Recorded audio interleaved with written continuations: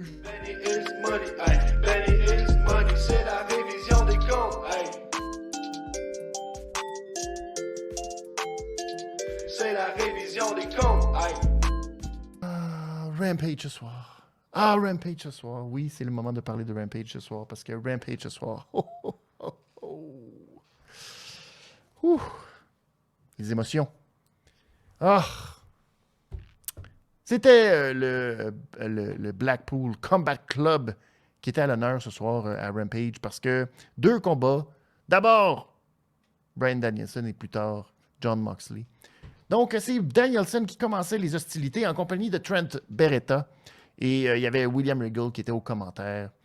Tout un match, 13 minutes 40 entre les deux. Et c'est Beretta qui avait le déçu en début de match, envoyé Danielson à l'extérieur avec un beau ciseau de tête. Et là, c'est garochant Suicide Dive, mais finalement, Danielson l'a atteint avec un bon coup de pied. Danielson a ensuite tenté un Suicide Dive, mais lui, il s'est fait attraper. Et là, belly to belly, souplex. Ensuite, Beretta a tenté de rentrer dans Danielson, qui était à côté contre les marches. Danielson s'est tassé. Et là, il est allé se fracasser les épaules contre les marches. Et là, durant le picture-in-picture, c'est pas mal Danielson qui a repris le dessus. Regal qui est déçu de constater que Beretta est un aussi bon combattant, mais se tient avec une gang d'imbéciles comme amis. C'est dommage pour lui. Donc, ensuite, on s'est échangé Superplex de Beretta. Danielson qui lui a ensuite tenté un Dragon Sleeper. Beretta s'en est sorti en retrouvant les cordes. Ensuite, a évité le premier Running Knee. Spinning DDT contre de 2. Il est allé ensuite contrer un avalanche backbreaker de la 3e corde en se retournant un peu en crossbody sur Danielson. Encore une fois, il est allé chercher un compte de 2. Ensuite, on s'est échangé les coups pour coups et où Beretta a eu le déçu. Un half-and-half suplex suivi d'un big lariat, encore une fois, compte de 2. Mais finalement, Danielson est revenu. Busaiko kick, qui l'a un peu pris par surprise, le pauvre Beretta. Gotch style, le pile driver. Et par la suite, le bell lock. Et la victoire de Bryan Danielson, 13 minutes 40. Très, très bon match, très technique, on est habitué. Et très, très bien fait. Belle performance de Beretta et belle performance de Danielson aussi. J'ai donné 3,75 $ à ce match. Donc, très, très bel affrontement. Et ça partait bien la soirée pour nous amener vers le main event un peu plus tard. Par la suite, on a eu un premier de quelques segments promo, micro et tout, où Lexi Nair, nouvelle commentatrice, c'est pas vraiment une commentatrice, une intervieweuse, voilà, c'est le mot que je cherchais. Donc, avec Hook dans le vestiaire, et Hook, malheureusement, malgré les questions de Lexi, n'a pas voulu dire quoi que ce soit. S'est contenté de manger des chips, et quand son sac était fini, il a jeté les chips dans la poubelle. Mais dans la poubelle, il y avait Danhausen qui est sorti pour lui jeter un sort. Encore une fois, ça a été un échec lamentable. Finalement, Danhausen a juste pris des chips, puis il a mangé des chips, en se disant, peut-être que si je mange des chips, on ne sait pas, peut-être ça va, tu sais. Mais, voilà, alors ça se poursuit, cette drôle de fausse rivalité entre Danhausen et Hook, mais très intéressant. Ensuite, il y a eu une petite promo entre les Men of the Year et Sammy Guevara et Ty Conti, et la réaction de la foule en disait très long sur le futur de Sammy Guevara et Ty Conti. Ils sont venus interrompre la promo de Scorpio Sky, qui lui a mis fin au Open Challenge. Donc, il y a besoin de gens qui vont se démarquer et prouver qu'ils méritent une chance au titre TNT. Ce ne sera pas n'importe qui. Ce ne sera pas des gens qui arrivent de nulle part et qui veulent une chance au titre. Non, c'est terminé tout ça. Donc, Guevara lui dit qu'il ne rend pas honneur au titre et que c'est ça. C'est pas le titre qui fait l'homme, c'est l'homme qui fait le titre. Dit à Dan Lambert, bon, tu vas-tu essayer de nous dire quelque chose d'offensant et tout, penser nous choquer et tout. Et là, il demande à Ty Conti de traduire mange-marde en portugais. C'est à quoi il répond, mange-marde en portugais, c'est Dan Lambert. Dan Lambert, il dit, bon, c'est ça, je suis peut-être un mange-marde, mais je suis aussi un père.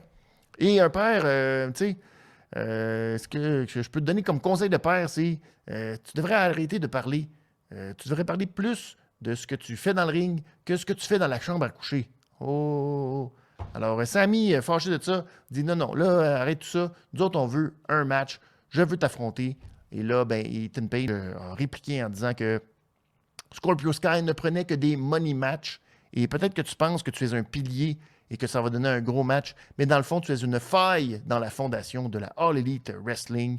Tu es mauvais pour le PR, ton couple est mauvais pour le PR de All Elite.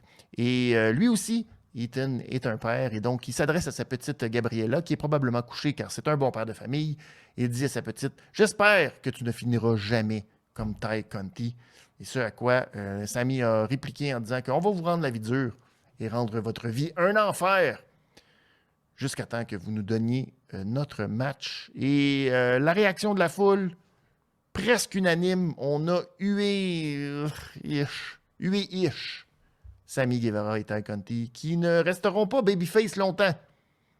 J'espère que vous ne l'apprenez pas là, mais oui. Oups-palaï, que c'était pas... Ils ne sont plus des favoris de la foule. On n'aime pas ça, des gens qui sont trop heureux, qui montrent leur bonheur sur Instagram. C'est bien énervant, ça. Ensuite, il y a eu une petite présentation de Jericho qui nous présentait son Sports Entertainer of the Week, et c'est QT Marshall. Et ça tombait bien parce que QT Marshall affrontait Swerve Strickland. Et malheureusement, il était accompagné de Komoroto et de Aaron Solo. Eh bien, durant le picture-in-picture, l'arbitre les a expulsés du match.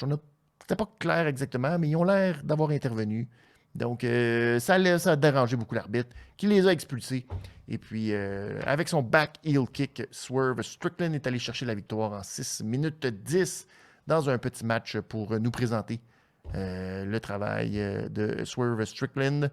Donc, après le match, Ricky Stark a pris le micro et il a défié Swerve en Nouvelle-Orléans la semaine prochaine en disant « Ramène ton ami Keith Lee et moi j'ai Powerhouse Hobbs et on va régler tout ça la semaine prochaine dans un tag team match. » Donc, ce sera à Dynamite en Louisiane que l'affrontement entre les deux équipes aura lieu. Ce sera probablement un bon affrontement. Pour le match QT Marshall-Strickland, 3$ peut-être. Ouais, à peu près. Mais sans plus.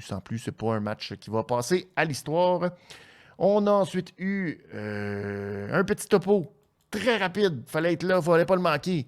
Marina Shafir qui nous a dit à Jade Cargill, « Oh Jade, je te supplie de me résoudre. » Et voilà, fallait pas le manquer. Ça a été très rapide pour nous garder en haleine, pour nous dire c'est très important ce match contre Jade Cargill. 30e victoire potentielle pour Jade. Aïe. Je te dis qu'on ne sait pas c'est qui Marina Shafir, si on l'a jamais vu lutter ailleurs, mais c'était un problème. Ça mettait la table à ce match entre Red Velvet et Willow Nightingale pour le tournoi de la Owen Hart Foundation.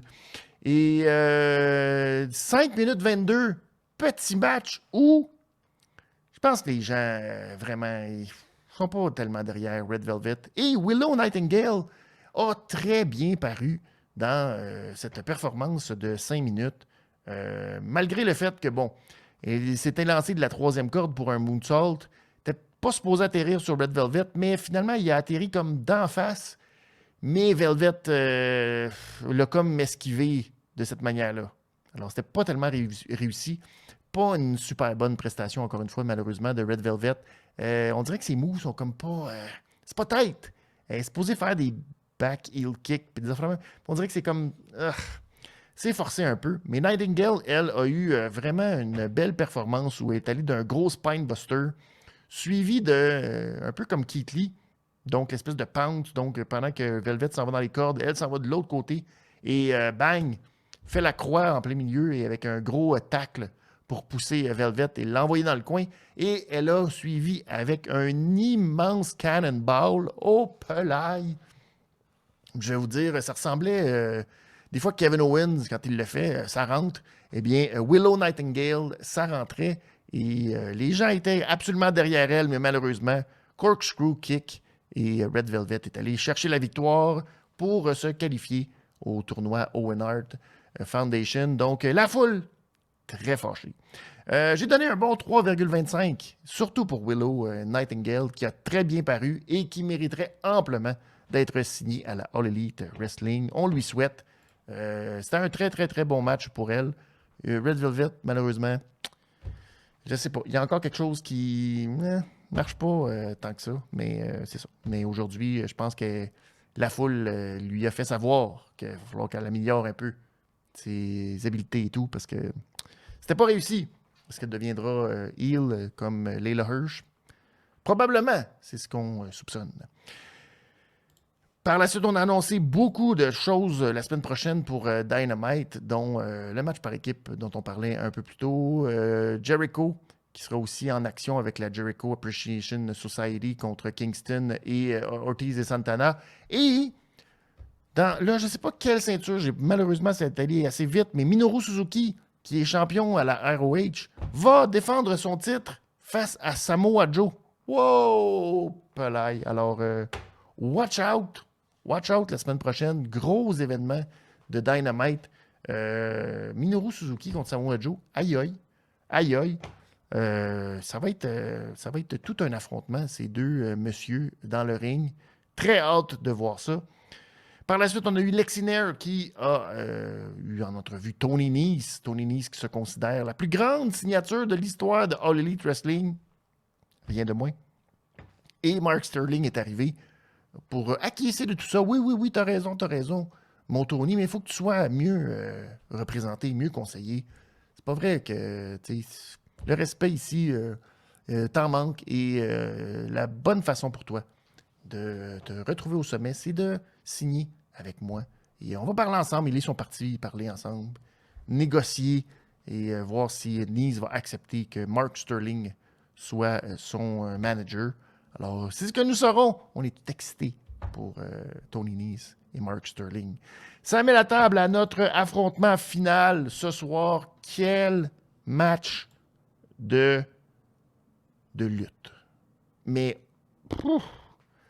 Jon Moxley, Wheeler Yuta, et essentiellement, c'est pour Wheeler Yuta d'aller chercher le respect de Jon Moxley.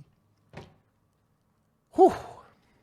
Après la petite confrontation, vous savez, avant le match avec Mark Henry, où Jon Moxley a brillé juste dans ses propos, disant que c'est pas à lui à montrer du respect à qui que ce soit et qu'il n'y a pas rien de pur, parce que vous savez que Wheeler Yuta a été champion pur de la ROH, nouveau champion vendredi dernier, il est allé chercher le titre, et Moxley l'a averti, il n'y aurait rien de pur ce soir, ça va être de la vraie lutte, et on va voir de quel bois tu te chauffes. Au pelaille. Alors, Wheeler Yuta qui a été le premier à faire son entrée dans le ring. Et durant l'entrée de Moxley, lui qui arrive par la foule, Moxley est arrivé par le côté, par la foule, est arrivé aux abords du ring. Wheeler Yuta, backlash, suicide dive, out of nowhere, avant que le match commence. La bataille était prise. On est allé dans la foule, let's go.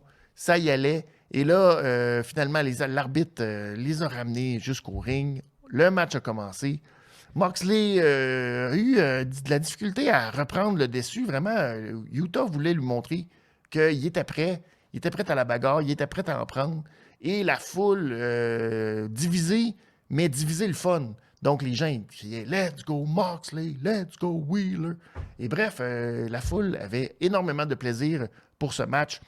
Au moment où Moxley a écrasé littéralement la face de Wheeler Yuta dans les marches avec son pied, paclao. Et là, c'est à ce moment très précis que Wheeler Yuta est devenu tout élite. Et quand je dis tout élite, oh Pelay qui s'est mis à te pisser le sang. Il n'est pas allé de main morte sur la coupure, le Wheeler. Oh, c'est devenu très, très rapidement le masque de sang sur son visage. Il y en avait partout. Quel travail. Donc, je vous donne ensuite les faits saillants de ce match-là parce que ça a été formidable. Superplex de la troisième corde durant le picture-in-picture de Moxley sur Yuta pour un compte de 2. Ensuite, Yuta a fait un saut de la troisième corde et Moxley s'est comme retrouvé près de la table des gardiens du temps. Wheeler Yuta a monté sur la troisième corde et s'est lancé sur Moxley pour passer avec lui au travers de la table des gardiens du temps. Ensuite, Yuta a pris les bras dans le ring de Moxley. Il s'est mis à kicker la tête à la manière de Bryan Danielson. Il est monté sur la troisième corde, Flying Splash pour un compte de 2. Ensuite, il a appliqué un crossface et Moxley s'en est sorti. Ensuite, il est revenu avec son Big Lariat, a envoyé Yuta dans le coin, l'a mordu dans la tête alors qu'il pissait le sang. C'était vraiment dégueulasse. Mais Yuta était en mode vengeance. Lui, il voulait rien savoir. Et là, il refait la même affaire. Lui aussi, il décide de le mordre dans la tête. Moxley, Paradigm Shift, compte de 2 alors que tout le monde est convaincu que c'est terminé. Incroyable. Bulldog Choke. Et là, Yuta, même si l'arbitre lui demande, non, il veut rien savoir d'abandonner. Il revient, finalement s'en sort, réapplique lui aussi un Bulldog Choke. Ensuite, Rear Naked. Là, Moxley, il capote, il essaye. Il réussit finalement à assommer Yuta avec des coups de coude. Ensuite, il revient Regal Knee, à la manière de William Regal, et là, Paradigm Shift, mais là, pas le petit Paradigm Shift, le gros Paradigm Shift. Question de bien spiker Wheeler Yuta dans le sol. 1, 2, mais non! Wheeler Yuta s'en sort! Tout le monde capote, les gens sont comme « Oh my God! » C'est la plus grande performance de toute l'histoire. Mais malheureusement, Moxley, lui, en décide autrement. Rear Naked Choke, et il amène finalement Yuta à passer out, ce qui force l'arbitre à mettre fin au match et déclarer Moxley le gagnant. La foule est quasiment déçue. C'est comme, on s'attendait quasiment à ce qu'il réussisse. Mais Yuta, dans un bain de sang de son visage et tout, partout, sur le corps, il y en a partout. Même Moxley en a partout. C'est dégueulasse, mais c'est efficace.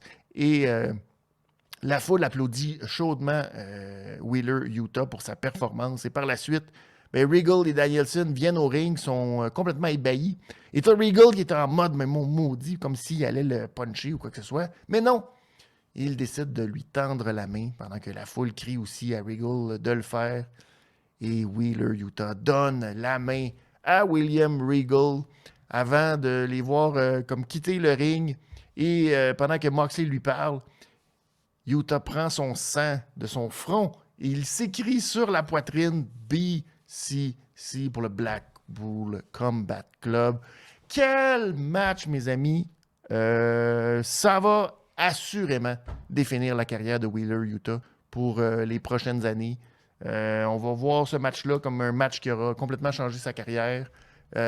Pissait le sang, mais a été efficace dans le ring. Est allé vraiment chercher la foule avec toute sa résilience. Et vraiment, gros match pour Wheeler Yuta en particulier. Mais Moxley aussi en a donné énormément aussi. Donc, rien de moins qu'un 4,5 $ pour cet affrontement mémorable. Très gros Rampage. Ça fait du bien parce que ça faisait un bout que Rampage, il manquait quelque chose de spécial. On dirait que c'était le show B, mais très B, puis que c'était pas à la hauteur de Dynamite ce soir.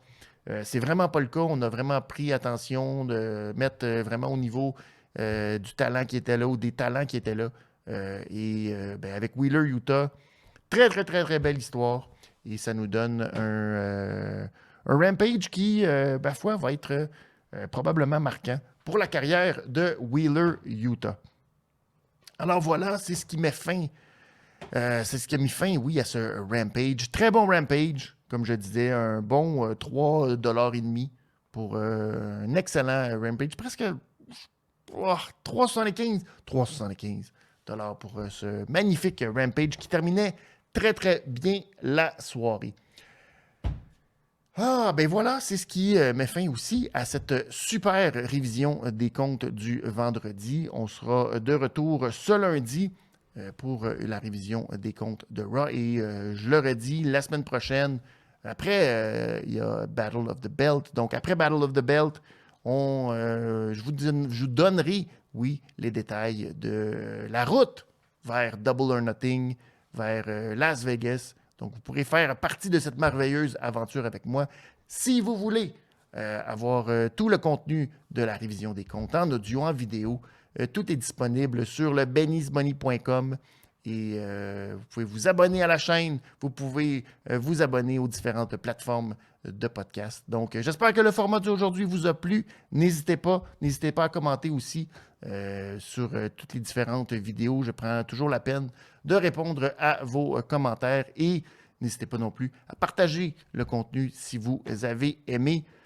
Je vous souhaite donc un excellent week-end tout le monde. On va se retrouver ce lundi pour une autre révision des comptes. Ciao tout le monde.